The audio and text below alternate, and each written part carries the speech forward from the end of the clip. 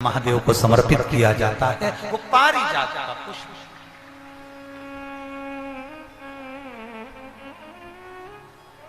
बोल बम का नारा है केवल एक। अब लोग कहें कि गुरुजी ये पारिजात का फूल जमीन पर गिरता है, फिर उसको उठाकर भगवान को चढ़ाया जाता है, तो वो तो जमीन पर गिर गया, शुद्ध हो गया, बेकार हो गया है। लोग कहेंगे कि कीचड़ का है, धूल का है, मिट्टी का है। शिव महापुराण की कथा कहते हैं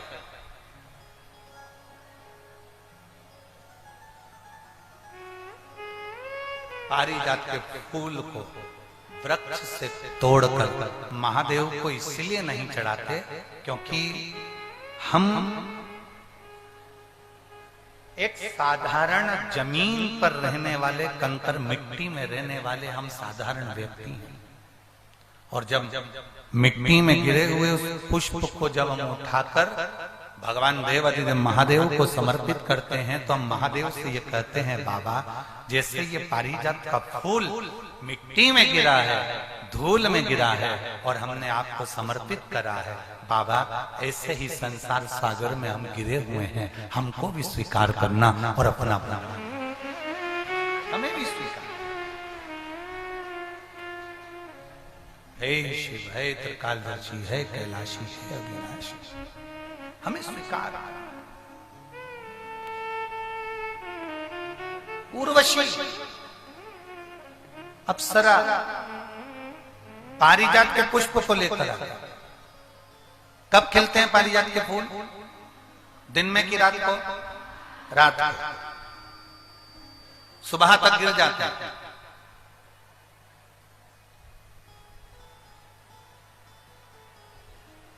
लगभग दशहरे के समय पर, दशहरे से आगे पीछे ही ये पारिजात के फूल ज्यादा आते हैं। ज्यादातर पुष्प उसी समय पर आते हैं। और जो समझदार व्यक्ति होते हैं ना, वो पारिजात के पुष्प को कई माताओं की आदत रहती है। अब यहाँ पर ऐसा है कि नहीं, परंतु हमारे यहाँ अगर पारिजात का पुष्प है ना तो उसको ऐसे जमीन पे से उठाकर उसको भगवान शिव को चढ़ाने के लिए ऐसे कॉपी में उसको रखते जाते हैं, ऐसे ऐसे उसको रख लेते हैं बहुत सारे पुष्प। तो वो पुष्प जो है ना वो सूख जाते हैं। सूखने के बाद में पारिजात का पुष्प जो शिवरात्रि करने वाले होते हैं या प्रदोष का व्रत करने वाले होते हैं या सोमवार के अष्टमी का व्रत करने वाले होते हैं या सावन के महीने में पूजन करने वाले होते हैं। अब पूरे साल तो पारिजात के फूल आते नहीं है, वो आते हैं दशहरे के लगभग में 1-1.5 महीने का उनका क्रम रहता है फूलों का आने का। तो वो पूरे पुष्प ऐसे कॉपी में एक पुस्तक में उसको रख लेते हैं। फिर जब भी पूजन करने का मौका मिलता है एक पारिजात का फूल उठाकर महादेव को समर्पित कर देते हैं। कई लोग पारिजात का पुष्प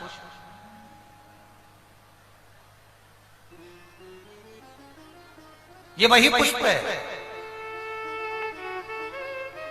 जो दुर्वासा जी ने भगवान राम जी से बुलवाया था। अयोध्या में शंकर जी के पूजन के लिए दुर्वासा बाबा बुलवाए थे। ये वो पारिजात का पुष्प।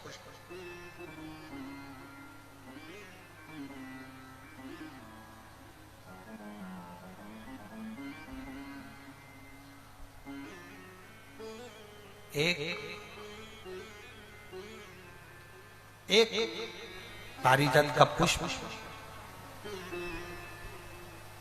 और 5 पारिजात वृक्ष की पत्तियां। बहुत ध्यान देना, बहुत अच्छे से ध्यान देना। एक पारिजात का पुष्प, 5 पारिजात वृक्ष की पत्तियां, 5 बेलपत्र। जितने लोग आस्था पर देख रहे हैं, टीवी पर देख रहे हैं, यूट्यूब फेसबुक पर देख रहे हैं, वो थोड़ा सावधानी से 5 बेलपत्र, 5 पारिजात वृक्ष की पत्तियां, 1 पारिजात का पुष्प।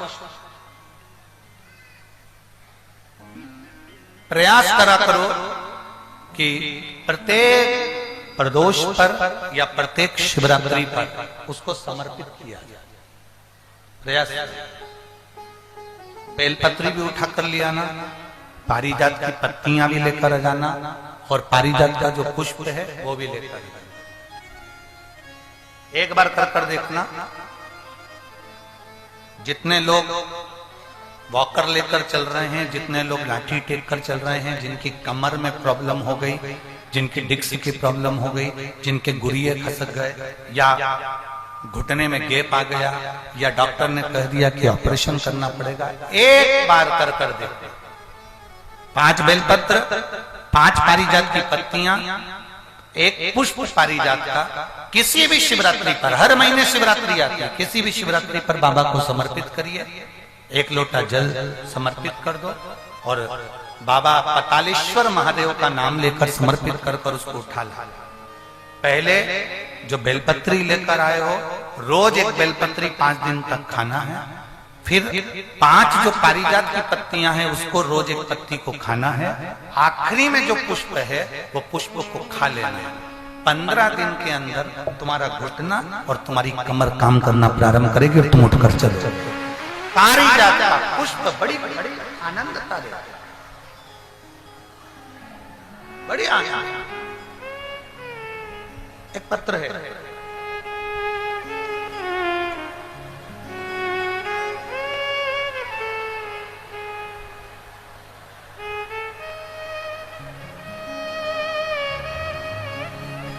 शंभो शरण पड़ी मागो घड़ी रे घड़ी दुख काटो दया करी में दर्शन आपो शंभु शरण पड़ी मागो घड़ी रे घड़ी दुख काटो दया करी में दर्शन